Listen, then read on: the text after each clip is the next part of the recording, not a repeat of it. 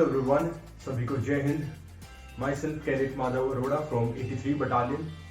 और आज मैं आप सभी के बीच में एक एनसीसी का कैंप क्या होता है, कैसे लगता है, इसका एक्सपीरियंस, कंप्लीट एक्सपीरियंस शेयर करने वाला हूँ। तो हाल ही में 1 नवंबर से 8 नवंबर के बीच हमारा एनसीसी कैडेट्स का एक कैंप देवबंद में लगा था, जिस कैंप का नाम था CATC 266। इसमें CATC की फुल फॉर्म होती है कंबाइंड एनुअल ट्रेनिंग कैंप। आपको एक कैंप करना ही पड़ता है अगर आपको B सर्टिफिकेट या C सर्टिफिकेट के एग्जाम में बैठना है, ये मैंडेटरी होता है। तो अभी हमने ये CATC 266 कैंप किया। तो आज मैं आप सभी के बीच में उसका एक थोड़ा सा एक्सपीरियंस, थोड़ा सा ओवरव्यू शेयर करने वाला हूँ। तो जैसा कि मैंने आपको बताया कि 1 नवंबर से 8 नवंबर तक हमारा कैंप था। तो हमारी सबसे पहले रिपोर्टिंग हुई वहाँ पर 1 नवंबर पे जिस कॉलेज में हम गए थे। वहाँ पर डॉक्यूमेंटेशन, सबसे पहला जो प्रोसेस था वो डॉक्यूमेंटेशन का था। जैसे ही डॉक्यूमेंटेशन कंप्लीट हुई, एनसीसी कैडेट्स को अपने अपने रूम अलॉट किए गए।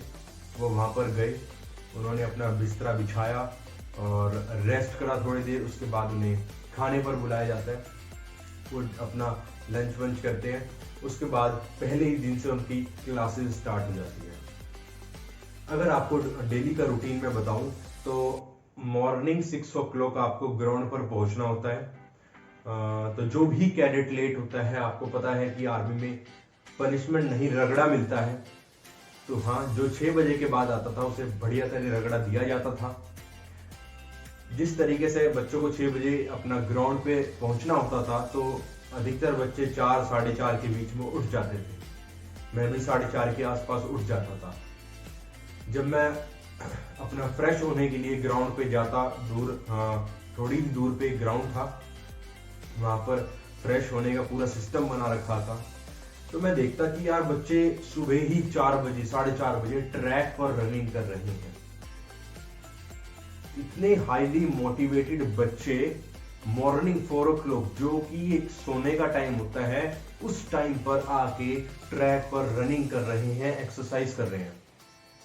मैं बहुत शॉक्ड हो गया उन्हें देख के। उसके बाद मैं रूम में गया तो वहां पर देखा कि कुछ मेरे ही दोस्त, मेरे ही एनसीसी कैडेट्स, मेरे ही कुछ फ्रेंड्स वो योगासन कर रहे हैं। मतलब इतने हाईली मोटिवेटेड, जो चीज हम सोच भी नहीं सकते। एक रेगुलर जो स्टूडेंट होता है वो इनके बारे में सोच भी नहीं सकता कि आसन जरूरी है, एक्सरसाइज जरूरी है, रनिंग जरूरी है। तो एनसीसी कैडेट्स वो परफॉर्म कर रहे थे। मॉर्निंग में 6 o'clock हमारा सबसे पहले पीटी पीरियड चलता। 1.5 से 2 घंटे हमारा पीटी पीरियड होता। उसमें हमारी एक्सरसाइज होती, रनिंग होती, आपका जॉगिंग होती, जंपिंग होती। पीटी पीरियड के तुरंत बाद हमें नाश्ता दिया जाता। नाश्ता भी अच्छा खासा होता। कई बार मिल्क मिलता, कई बार आलू पूड़ी मिलते। मतलब डिलीशियस नाश्ता हमें मिलता वहां पर। उसके तुरंत बाद एनसीसी कैडेट्स अपने अपने रूम्स में जाते हैं। ये रूम्स मिले होते हैं कैडेट्स को, जिसमें 20 से 22 कैडेट्स रहते हैं। सबको एनसीसी में सबको पर्सनल रूम नहीं दिया जाता। पूरा एक स्कूल का ग्रुप 20 से 22 बच्चों का एक ही कमरे में रहता है और पूरे जो रूम का स्पेस है उसे यूटिलाइज करता है। ठीक अपना नाश्ता करने के बाद वो रूम में जाता है, अपनी यूनिफॉर्म पहन के तैयार होता है और ठीक 9 बजे के आसपास वो ग्राउंड में होता है। 9 से 3 लगातार एनसीसी की क्लासेस चलती हैं, जो कि पर्सनैलिटी डेवलपमेंट पे होती हैं, सोशल अवेयरनेस पे होती हैं, ड्रिल सिखाई जाती है और बहुत कुछ सिखाया जाता है। हमारे स्कूल्स में क्या होता है, जब पीरियड खत्म हो जाता है तो एक बेल बजाई जाती है, टन टन टन टन। पर एनसीसी में ऐसा नहीं होता।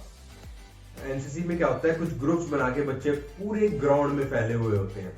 तो जब क्लास ओवर हो जाती है तो हमारे जो जवान हैं वो विसल बजाते हैं और सैल्यूट करते हैं। ये एक इशारा होता है कि सर क्लास खत्म हो चुकी है, अब ब्रेक टाइम है। वहां पे 5 मिनट का एक ब्रेक होता, टी ब्रेक होता। उसमें बच्चे चाय पीते, थोड़ा बहुत इधर उधर घूमते, फिर अपनी क्लास में वापस आते हैं। जब 3 बज जाते तो बच्चों को लंच के लिए भेज दिया जाता।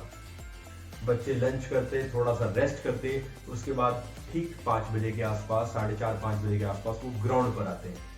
अब उनका स्पोर्ट्स टाइम स्टार्ट हो जाता है और ये एनसीसी कैडेट्स का कह सकते हो कि सबसे अच्छा टाइम होता है, क्योंकि यार एनसीसी कैडेट्स एक तो उनमें फुर्ती बहुत ज़्यादा होती है नॉर्मल पर्सन से, और स्पोर्ट्स इतने आगे होते हैं, एक एक कैडेट पता नहीं कितने स्पोर्ट्स में भाग ले रहा है और सब में बहुत अच्छा कर रहा है।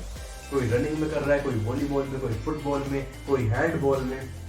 मुझे याद है मैं हैंडबॉल में खेल रहा था जब मैं हैंडबॉल, तो आई थिंक हम सेकंड या नंबर पे थे, नहीं फर्स्ट नंबर पे थे जब हम हैंडबॉल में थे। तो बहुत कुछ हमने वहाँ पर देखा। जब स्पोर्ट्स का डे कंप्लीट हुआ, नेक्स्ट डे क्या होता है, हमारी फायरिंग करवाई जाती है। हमें बुलेट्स दी जाती है, 5 बुलेट्स, और हमें एम दिया जाता है, टारगेट दिया जाता है। उस पर हमको टारगेट पर गोली चलानी होती है विद अवर फुल पोटेंशियल। तो ये कह सकते हैं one of the best part होता है हमारी एनसीसी कैडेट्स की लाइफ का, कि असली की बंदूक हमारे हाथ में आए और हम उसे चलाएं। Best part. धीरे धीरे सब कैडेट्स की फायरिंग होती है और धीरे धीरे एक एक दिन करके बीतता चला जाता है, और अब बचते हैं लास्ट के 2 या 3 दिन, जिसमें एनसीसी में एक कल्चरल प्रोग्राम होता है। उसमें कैडेट्स अपना अपना टैलेंट शो करते हैं, कुछ डांस के थ्रू, कुछ एंकरिंग के थ्रू, कुछ सॉन्ग के थ्रू, और कुछ अलग अलग एक्ट के थ्रू।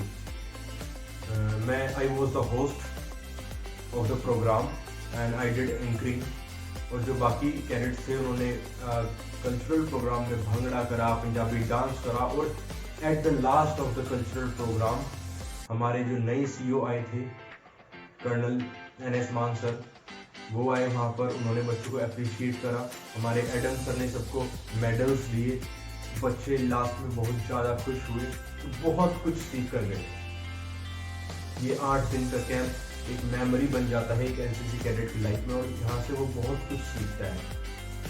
कहाँ नॉर्मल स्टूडेंट मॉर्निंग में 8 से 9 बजे उठता है, और कहाँ वो कैडेट को सुबह 4 बजे तैयार होना पड़ता है।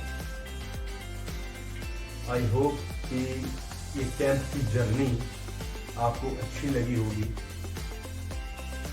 और मैं आपको रिक्वेस्ट करता हूँ कि अगर आपके कॉलेज में या स्कूल में एनसीसी है तो प्लीज़ उसे ज्वाइन कीजिए, और जितना उसका यूटिलाइजेशन हो सके उसे करें। Till then, take care, bye bye, जय हिंद।